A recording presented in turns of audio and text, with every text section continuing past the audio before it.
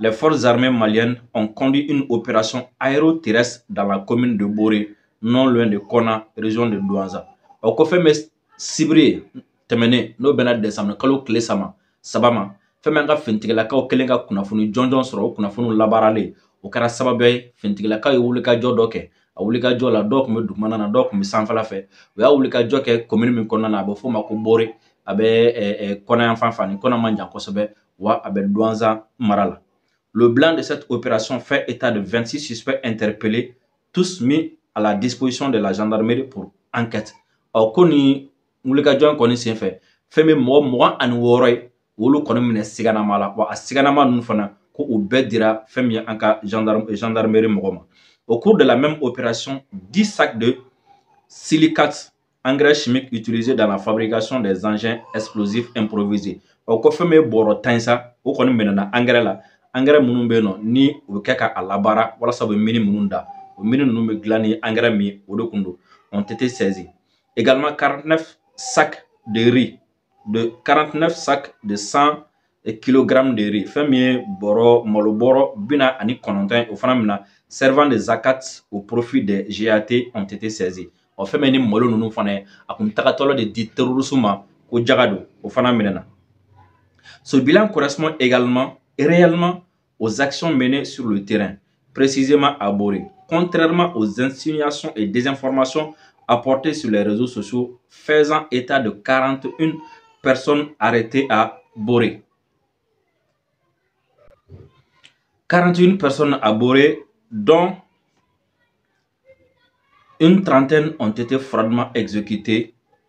et 11 autres libérées. Or, kunafona memi ka di Boré ka an jugula mɔgɔ fɛ n'o ye tɔgɔcɛn kumaw ni kunnafoniya kolo minnu bɛ ka cari ka yira k'a fɔ ko fɛn m'an ka fintigilakaw ye k'o ye mɔgɔ 41 minɛ o mɔgɔ 41 k'u y'o min minɛ Boré ko fɛn bɛ mɔgɔ 30 ɲɔgɔn ye k'u y'o faga ko 11 ɲɔgɔn ko k'olu bila ko o ti tiɲɛ ye o ye jugungalo ye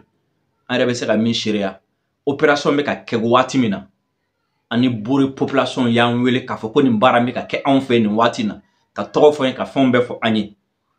an ma sɔn k'a fɔ o waati parce que o y'a sɔrɔ armée bɛ baara la n'a sɔrɔ ni exaction kun bɛ ka kɛ yen olu kun b'a fɔ an ye olu kun b'a fɔ armée bɛ ka baga mɔgɔ ma donc o b'a yira k'a fɔ mɔgɔ minnu bɛ ka ni kunnafoni jugu ninnu cari armée kan mɔgɔ wɛrɛ tɛ terroriste don ani terroriste ka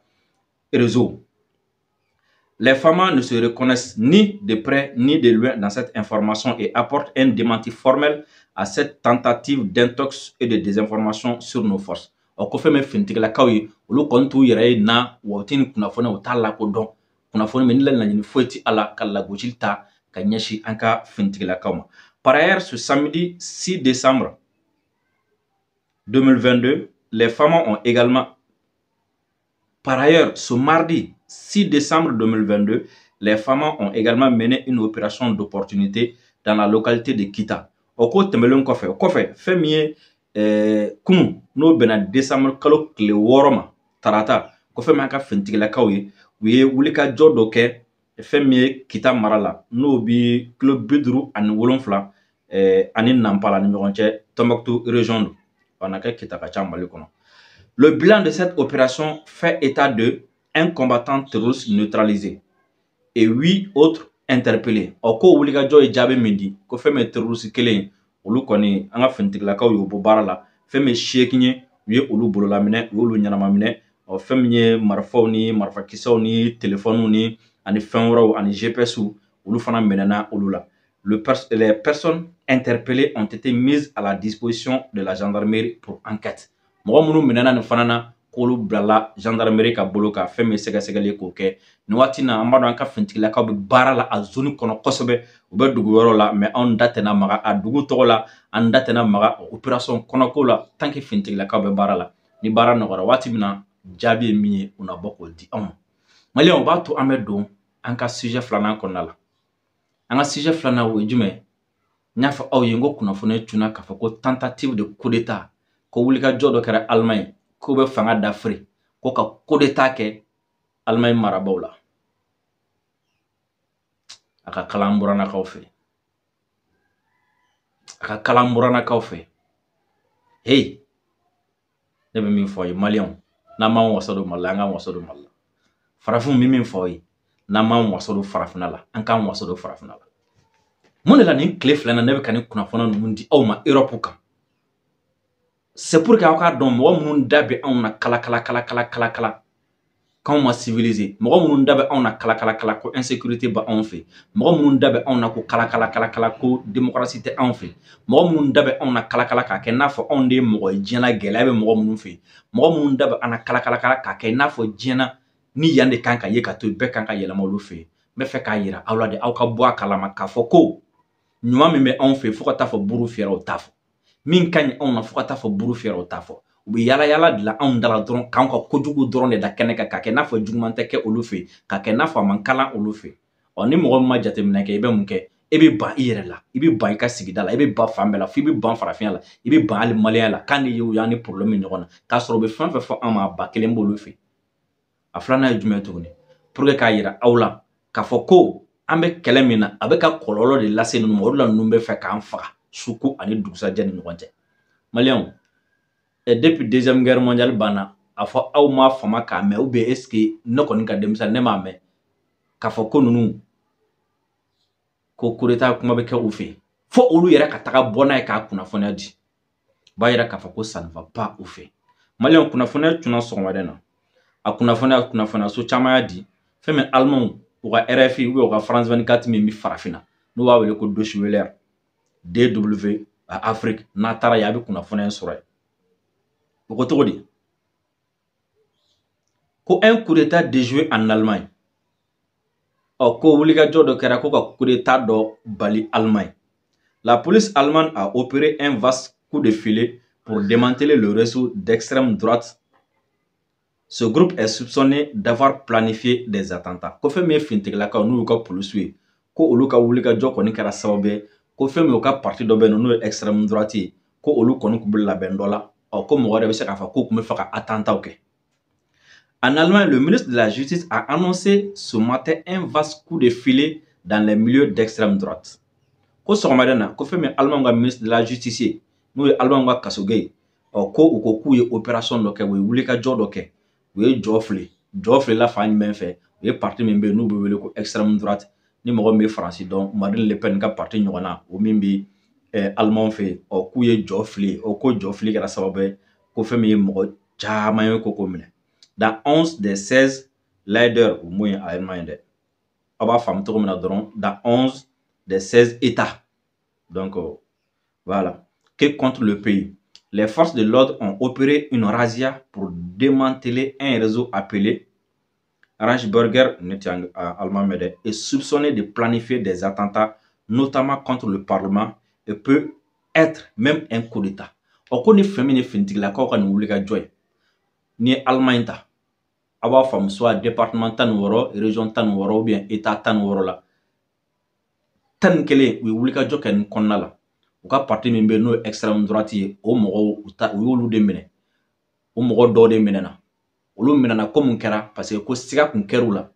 k'a fɔ ko u bɛ fɛ ka Allemagne a wasadenso a lasigidenso ni o y'a assemblée ko o kun bɛ fɛ ka attentat kɛ contre ça wa ko mɔgɔ bɛ se k'a fɔ fana ko hali attentat dɔrɔn tɛ dɛ ko nin wulikajɔ in kun dabɔ kun de walasa ka coup d'état yɛrɛ kɛ Allemagne. Environ 3000 policiers ont été mobilisés pour mener des raids à travers l'Allemagne ce matin. Ko nin kunnafoniya ninnu kɔni nin kɛwale ninnu kɛra sababu ye fɛn min Allemagne fɛ yen polisi 3,000 olu de bɔra ka bɔlɔw minɛ ka karew minɛ ka fan bɛɛ lajɛlen minɛ walasa ni mɔgɔ ninnu bɛ se ka minɛ cogo min na walasa coup d'état ni attentat bɛ se ka bali cogo min na 130 sites ont été perquisitionnés fɛn min yɔrɔ 130 ye u taara fuyeliw kɛ o yɔrɔ la yen. Parmi la vingtaine de personnes interpellées se trouvait, selon l'hebdomadaire Daesh, une juge. K'u ye mɔgɔ minnu minɛ mɔgɔ 26 ɲɔgɔn minnu minɛ k'olu la ko juge dɔw tun bɛ a la. Ainsi qu'un ancien élu wa fɛn min ye u ka wasaden kɔrɔ dɔ ye o fana tun bɛ nin ko in na. Le ministre allemand de l'Intérieur Nancy a déclaré que les enquêtes donnent un aperçu de l'abîme que représente une menace terroriste provenant du milieu des Reichsbürger. Le ministre promet que l'état de droit ripostera avec la grande fermeté. Le groupe de droite radicale n'est pas un inconnu en Allemagne. Il est d'ailleurs surveillé par les services de renseignement. Plusieurs de ses membres rejettent la constitution allemande et l'autorité de l'État en place, ils refusent par exemple de payer leurs impôts. Ultranationalistes et xénophobes, partisans du complot, le mouvement affirme que l'Allemagne serait depuis 1945 sous occupation étrangère et ses véritables frontières seraient celles de 1937 du temps de Nazi. Kotogodi, o mɔgɔ minnu minɛna mɔgɔ caman kun b'o la. Mais comme ni mɔgɔ minnu minɛna ni parti mɔgɔ minnu minɛna sisan ko olu yɛrɛ Allemagne yɛrɛ filɛ nin tɔgɔ min na sisan k'u ti Allemagne lakodɔn, u ti Allemagne fanga lakodɔn, u ka constitution t'a lakodɔn, wa ko hali frontière minnu fana bɛ Allemagne ni jamana tɔw ni ɲɔgɔn cɛ ko ni mɔgɔ ninnu k'u tɛ a si lakodɔn, wa ko ni mɔgɔ ninnu ɲininka fana ko olu ni mɔgɔ ninnu ko n'o extrême droite mɔgɔ ninnu u ko k'a daminɛ 1945 na ko depuis Hitler cira Français fɛ fo bi wa ko Allemagne yɛrɛ ti Allemagne ka mara kɔnɔ bilen o kɔrɔ ye jumɛn Français ni Américains de sago bɛ ka kɛ Allemagne o kɔrɔ ko ni Allemagne ka ministre wulila ka na anw dɔgɔya an kan ka faamu k'a bɛ Français de ka baara la o kɔrɔ ko Allemagne n'u ka ministre taara an tɔgɔ tiɲɛ ka manamanakan fɔ anw ma anw kan ka faamu parce que Allemagne yɛrɛ ka jate la ko kabi deuxième guerre mondiale banna ko Allemagne tɛ Allemagne ta ye bilen Allemagne sago tɛ k'a kɔnɔ bilen France ni a teriw seli min kɛr'u la donc u y'a tila u ni ɲɔgɔn cɛ Allemagne bi olu de ka mara kɔnɔ donc olu ka wuli ka jɔ de ka kɛlɛ kɛ walasa ka Allemagne ka hɔrɔnya segin a ma olu ka wuli ka jɔ de ka kɛlɛ kɛ walasa ka Allemagne bɔ France ni Amérique ka jɔnya kɔnɔna la a ye maliyɛnw jɔnya kɛlɛ a gana sa dɛ o de la Allemagne ka journaliste dɔ delila ka ne interviewer ne ye nin yɔrɔnin fɔ a ye ma d'a la n'a ma taa nin kuma in fɔ so ne ko n ko anw yɛrɛ tɛ ka se ka Allemagne faamu ni Allemagne belebeleba ye nin tariku jamana ye ni Allemagne dugu banaba ye o de k'a yɛrɛ to France bolo tɛrɛnbali la n ko ça me mène à poser la question est-ce que Allemagne ka indépendance b'a bolo nin filɛ nin ye k'o sɛbɛnciya Allemagne yɛrɛ de filɛ nin ye ka wuli sisan nɔ ka wuli k'u jɔ k'u sen kan ko fo ka Allemagne segin Allemagne ma parce que fɛn min bɛ ka kɛ Allemagne bɛ ka mara cogo min na k'o tɛ olu sagoya ye